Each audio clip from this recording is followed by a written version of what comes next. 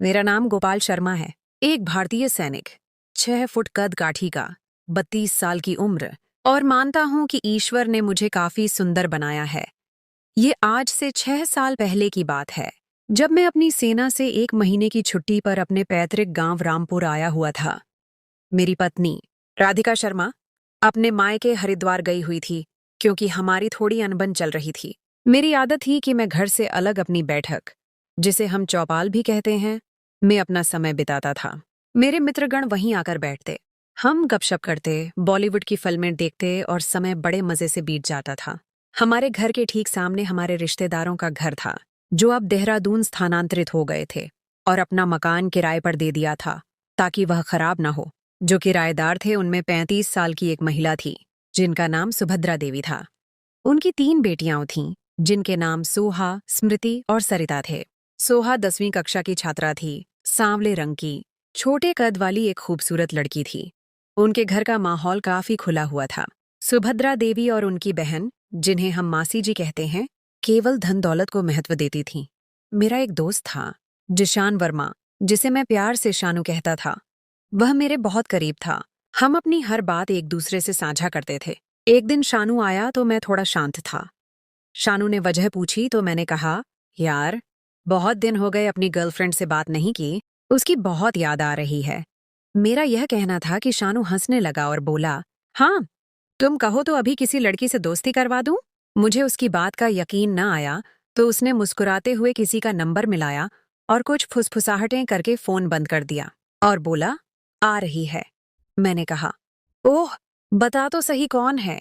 शानू रहस्यमयी मुस्कान के साथ बोला, खुद ही देख लेना जब आएगी। 5 मिनट बाद ही एक महिला चेहरे को दुपट्टे में छुपाए चौपाल के दरवाजे से अंदर दाखिल हुई और बोली, दरवाजा बंद करो। मैंने उठकर दरवाजा बंद किया, मगर कुंडी नहीं लगाई। शानू ने उस महिला से कहा, अब दुपट्टा तो हटाओ। जब उसने चेहरे से दुपट्टा हटाया, तो उसे देखकर मैं हैरान होते हुए बोला, तुम? वह कोई और नहीं, मेरी पड़ोसन सोहा की मां सुभद्रा देवी थीं। शानू ने मेरे कंधे पर हाथ रखा और बोला, लो, तुम्हारे लिए ही इनको बुलाया है, जो बात करनी है करो। मैंने शानू से कहा, यह क्या है? शानू बोला, नारी है और क्या? मैंने कहा, मेरा मतलब है तुम्हारा इनसे क्या संबंध है? शानू बोला, यार, इनसे पैसे चाहिए और हमें इनसे दोस्ती करनी है। मैं बोला, अच्छा, कितने पैसे? शानू उठते हुए बोला, वह मेरा और इनका मामला है। फिर शानू बोला, मैं जरा घर का चक्कर लगाऊं। तुम इनसे बातें करो। ये कहते हुए शानू दरवाजा खोलकर बाहर निकल गया। इस दौरान सुभद्रा देवी हमारी बातें सुनकर बैठी मुस्कुराती रहीं। वीडियो पर आगे बढ़ने से पहले, यदि आपने हमारे चैनल को सब्सक्राइब नहीं किया है, तो कृपया सब्सक्राइब करें और उसके बगल में घंटी को चालू करें। एक रहस्यमयी मुलाकात और सोहा की नजर।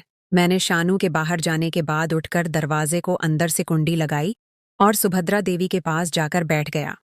सुभद्रा देवी ने मुस्कुराते हुए कहा, क्यों, क्या हुआ? मैं बोला, कुछ नहीं, बस अचानक आपको ऐसे ठीक सामने देखा तो चौंक गया हूं। सुभद्रा देवी खूबसूरत मुस्कान लाते हुए बोली, वह तो यह बात है।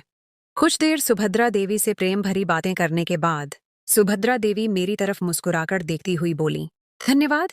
मैंने हैरान होते हुए पूछा, किस बात का धन्यवाद? सुभद्रा देवी एक अदा से मुस्कुराती हुई बोली, अभी समय नहीं, रात को बताऊंगी विस्तार से। मैं हंसते हुए कहा, अच्छा ठीक है। फिर मैंने दरवाजे की कुंडी खोली और बाहर गली में देखा। गली खाली थी।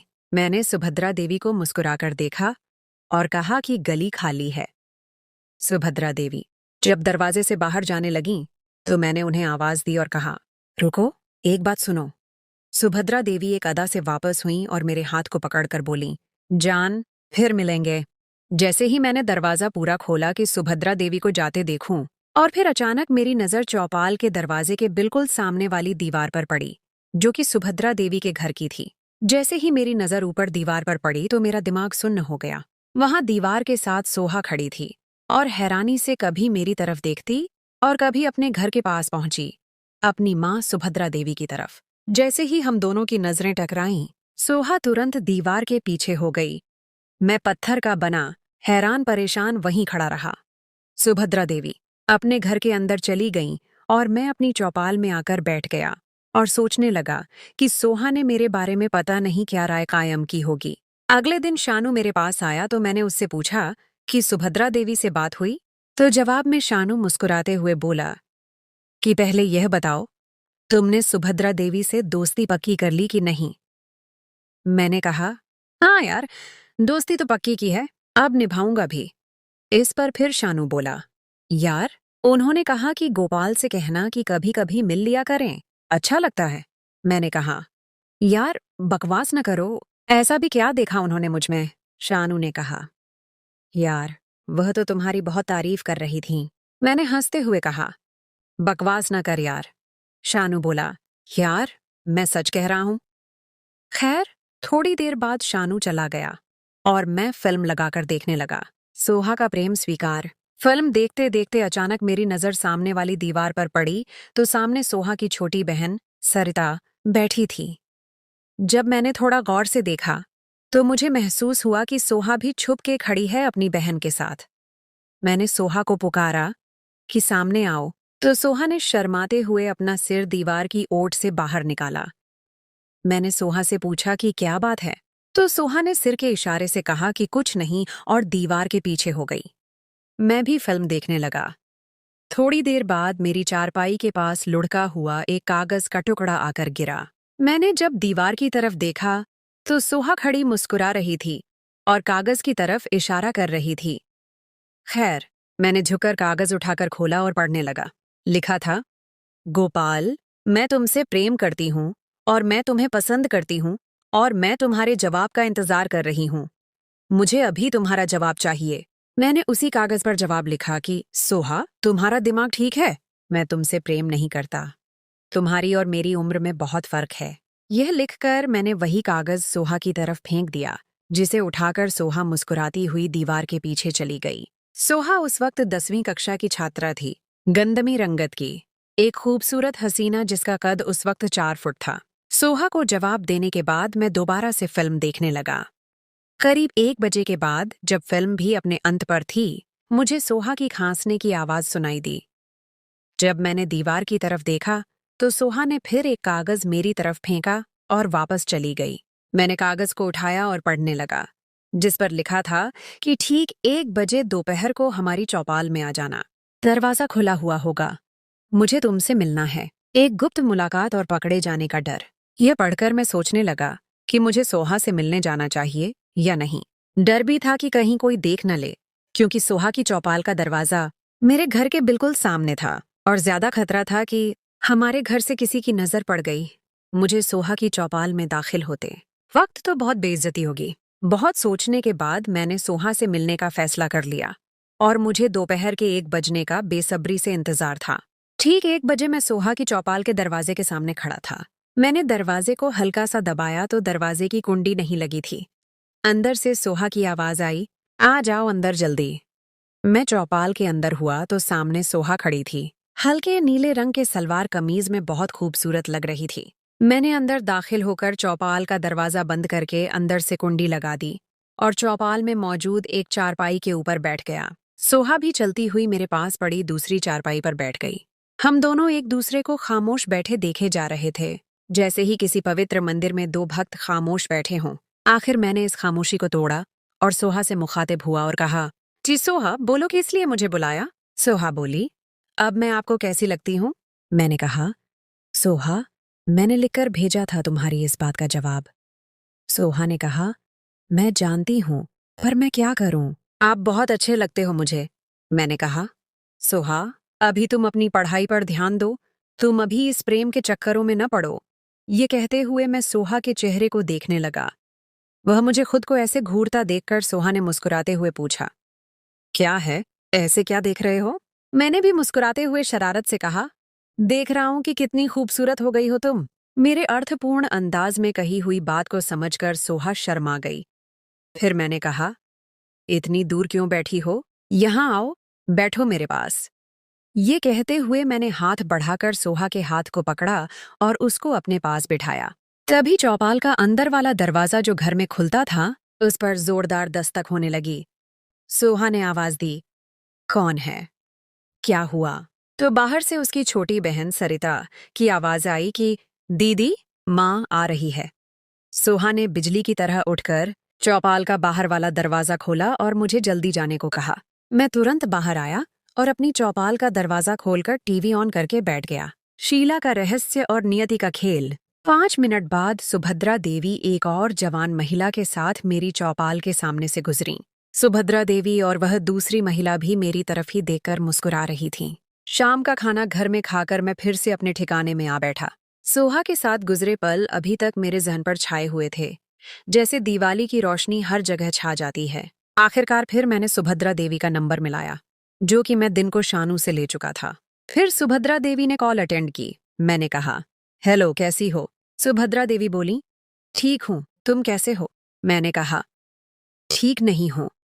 सुभद्रा देवी बोली, क्यों, क्या हुआ श्रीमान को? फिर सुभद्रा देवी बोली, अच्छा बताओ, कैसे फोन किया? मैंने कहा, तुम फुर्सत में हो तो आओ ना, मैं इधर ही बैठा हूं। सुभद्रा देवी ने कहा, यार इस वक्त तो मैं नहीं निकल सकती घर से। मैंने कहा, यार आ जाओ ना, क्या है? सुभद्रा देवी ने कहा, समझा करो ना, मजबूरी है। मैं बोला, यार कोई नहीं, मजबूरी घंटे भर के लिए आ जाओ तुम। सुभद्रा देवी ने कहा, अब मैं कैसे समझाऊं? मैं बोला, मुझे नहीं पता, मुझे तुमसे एक जरूरी बात करनी है। फिर सुभद्रा देवी आगे से थोड़ी देर खामोश रहीं। मैंने कहा, क्या हुआ? सुभद्रा देवी ने झिझकते हुए कहा, एक काम हो सकता है। मैंने बेताबी से कहा, वह क्या? सुभद्रा देवी ने कहा, अगर इतनी ही जरूरी बात है तो मैं अपनी छोटी बहन को भेज देती हूँ। उसे बता दो, वह मुझे बता देगी। मैंने हैरत से चिल्लाते हुए कहा, क्या? कौन सी छोटी बहन? सुभद्रा देवी इत्मीनान से बोली, वही जो मेरे साथ आ रही थी दिन को, शीला देवी नाम है उनका। मैंने कहा, पर वह कैसे आएंगी मिलने मुझसे? सुभद्रा देवी ने कहा, जैसे मैं आई थी। मैंने सोचते हुए कहा, ठीक है, भेजो। सुभद्रा देवी मुस्कुराते हुए बोली, अच्छा, भेजती हूँ। फिर मैं अत्यंत बेताबी से सुभद्रा देवी की बहन शीला देवी का इंतजार करने लगा। 5 मिनट के बाद शीला देवी चौपाल के खुले दरवाजे से अंदर दाखिल हुई। छोटा सा कद, लगभग 4 फुट। मुझे इस तरह खुद को घूरते देखकर शीला देवी खनकती हुई आवाज में बोली, देखते ही रहोगे या दरवाजा भी बंद करोगे? मैंने चौंकते हुए चौपाल का दरवाजा बंद किया और अंदर से कुंडी लगा दी और साथ ही खिड़की पर लगे पर्दों को अच्छी तरह से बराबर कर दिया। अब बाहर से अगर कोई खिड़की के साथ आंख लगाकर भी देखता तो अंदर कुछ नजर न आता। यह करके मैं चलता हुआ शीला देवी के साथ आकर उसी चारपाई पर बैठ गया और शीला देवी की तरफ देखकर मुस्कुराते हुए पूछा कि आप कैसी हैं? शीला देवी बोली, यह तो तुम बताओ कि मैं कैसी हूं। मैंने कहा, वाह, आप तो बहुत प्यारी हैं। कुछ देर बातें करने के बाद चौपाल के दरवाजे पर तेज दस्तक हुई। ठक ठक ठक। दरवाजे पर दस्तक की आवाज के साथ ही सुभद्रा देवी की आवाज आई, जल्दी दरवाजा खोलो। मैं सुख और इत्मीनान से एक लंबा सांस लेकर दरवाजे की तरफ चल पड़ा। जैसे ही मैंने दरवाजा खोला तो सुभद्रा देवी तुरंत अंदर आकर शीला देवी की तरफ बढ़ीं। फिर सुभद्रा देवी शीला देवी के पास बैठते हुए मुझे घूर कर बोली, कुछ ख्याल है तुम्हारी बातें करने की आवाजें कहाँ तक जा रही थीं?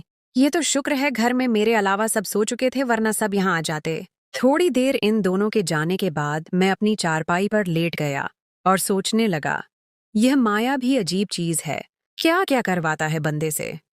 कितने अपनों को अपनों से दूर कर देता है, कितने भाइयों को भाइयों का दुश्मन और कितने अजनबियों को दोस्त बना देता है। अजीब रंग है इस दुनिया के। बस यही सोचते सोचते पता नहीं मैं कब गहरी नींद में खो गया। हर दुख, हर परेशानी से बेपरवाह। हे ईश्वर, नींद भी क्या चीज बनाई है तूने। सोहा की दोबारा बुलावा और एक और बचाव। सुबह काफी देर से मेरी आंख खुली। यथावत मैं ताजा दम हुआ, नाश्ता किया और अपने ठिकाने मतलब चौपाल पर डेरा जमा लिया। दोपहर तक कोई खास बात ना हुई। लगभग दिन के 1 बजे एक कागज में लिपटा हुआ पत्थर मेरी चौपाल के दरवाजे पर आकर लगा। मैंने जब वह पत्थर में लिपटा हुआ कागज उठाकर ऊपर देखा तो सामने सोहा खड़ी मुस्कुरा रही थी। मैंने कागज को खोला तो उस पर लिखा था कि 10 मिनट बाद हमारी चौपाल में आ जाओ। मैं 10 मिनट से 1-2 मिनट ऊपर करके सोहा की चौपाल के दरवाजे पर पहुंचा और दरवाजा जो पहले से खुला था उसके अंदर दाखिल हो गया।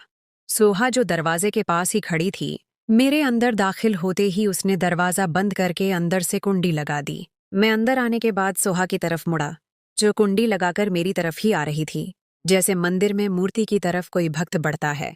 उसे देखकर मैंने सोहा का हाथ पकड़ लिया। सोहा एकदम से ठिठक कर रुक गई। गुलाबी सलवार कमीज में लिपटी खड़ी सोहा एक हसन की देवी लग रही थी। ऊपर से आंखों में लगा हुआ काजल उसके खूबसूरत चेहरे को और ज्यादा दिलकश बना रहा था कि इतने में सोहा के घर के मुख्य द्वार पर ऊंची आवाज में दस्तक के साथ एक तेज आवाज गूंजी, सरिता, सोहा। सोहा और मैं आवाज सुनकर पत्थर की मूरत की तरह उसी स्थिति में जम गए। तभी वह आवाज फिर से आई, सरिता, सोहा, दरवाजा खोलो। और साथ ही जोरदार दस्तक, ठक ठक ठक। दरवाजे से आती ठक ठक और साथ ही पुकारने की आवाज। वह पुकारने की आवाज किसी और की नहीं बल्कि मेरी माँ की थी। मैं एकदम पत्थर की मूरत बना सोहा के साथ बैठा था। फिर सरिता ने अत्यंत होशियारी से बात संभाली और मेरी माँ से कहा कि मामी जी, मैं चारपाई पर लेटी थी कि दीवार से अचानक एक छिपकली मेरे ऊपर गिर गई, जिसकी वजह से मैं डर गई। मेरी माँ बोली, अच्छा, और तुम्हारी माँ और सोहा कहाँ हैं? तो सरिता ने जवाब दिया कि माँ और सोहा शीला मासी के साथ कहीं गई हैं। सरिता की बात सुनकर मेरी माँ ने कहा, तो बेटी, तुम इतनी देर हमारे घर में आ जाती? सरिता बोली, बस मामी जी, अभी घर के कामों से फुर्सत पाकर लेटी थी कि थोड़ा आराम कर लूं, मुसीबत आ पड़ी। अब भी इरादा है कि थोड़ी देर सो लूं तो थकान कुछ कम हो जाएगी। मेरी माँ बोली, अच्छा बेटी, फिर तुम आराम करो और अंदर से कुंडी लगा लेना। यह कहकर माँ अपने घर की तरफ चली गई और सरिता ने जी मामी जी कहकर गेट बंद करके कुंडी लगा ली और चौपाल के अंदरूनी दरवाजे के पास आकर शोक आवाज में बोली, अब तुम दोनों आराम से बातें करो। यह कहकर वह ठहाका लगाते हुए दूसरे कमरे के अंदर चली गई। अब मैंने भी सुकून का सांस लिया। फिर सोहा ने जल्दी से कहा, माँ आने वाली होगी, अब तुम जाओ।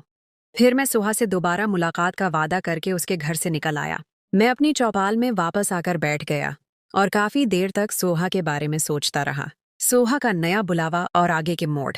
सुबह यथावत मैं उठकर ताज़ा दम हुआ, नाश्ता किया और अपने ठिकाने पर आकर बैठ गया और सोहा के बुलावे का इंतजार करने लगा। दिन के 10 का वक्त था तो सोहा अपनी दीवार पर आई और मुझे आवाज देकर कहा कि जल्दी से चौपाल में आ जाओ। मैं भी सोहा के दरवाजे तक पहुंचा और दरवाजे को खोलकर अंदर दाखिल हो गया। आज सोहा कुछ ज्यादा ही बेचैन और बेताब नजर आ रही थी। उसके चेहरे पर एक नई चमक थी, जैसे उसने कोई महत्वपूर्ण निर्णय कर लिया हो। अंदर आते ही उसने बिना किसी प्रस्तावना के दरवाजा बंद किया और मेरी तरफ लपकी। गोपाल, उसने मेरा हाथ थाम कर कहा, मैं जानती हूं कि तुम मुझसे प्रेम नहीं करते, लेकिन क्या हम दोस्त नहीं बन सकते? क्या तुम मुझे जीवन के पाठ नहीं सिखा सकते? मैं बहुत कुछ सीखना चाहती हूँ तुमसे। मैं सोहा की इस नई परिपक्वता पर हैरान रह गया। 10 साल की छोटी सी उम्र में उसका यह अंदाज मुझे कुछ सोचने पर मजबूर कर गया। सोहा, तुम ये सब क्यों कह रही हो? मैंने पूछा। सोहा ने मेरे हाथ को मजबूती से थामा और बोली, गोपाल, मैंने तुम्हें उस दिन अपनी माँ के साथ देखा था और मुझे समझ नहीं आया कि क्या हो रहा है, लेकिन मैंने यह भी देखा कि तुम्हारी आंखों में एक दुख था। मैं जानती हूं कि तुम अच्छे इंसान हो। मैं सोहा की मासूमियत और परिपक्वता के अजीब मिश्रण से हक्का बक्का रह गया। यह कहानी अब केवल प्रेम की नहीं रही थी, बल्कि दो विभिन्न उम्रों के बीच एक गहरे संबंध की, एक विश्वास और मार्गदर्शन के रिश्ते की तरफ बढ़ रही थी। क्या गोपाल सोहा की इस नई विनती को स्वीकार करेगा? क्या यह नया रिश्ता उनकी जिंदगियों में और मोड़ लाएगा? और क्या सोहा की माँ सुभद्रा देवी इस सब से बेखबर रहेंगी या यह रहस्य भी जल्द ही उजागर हो जाएगा?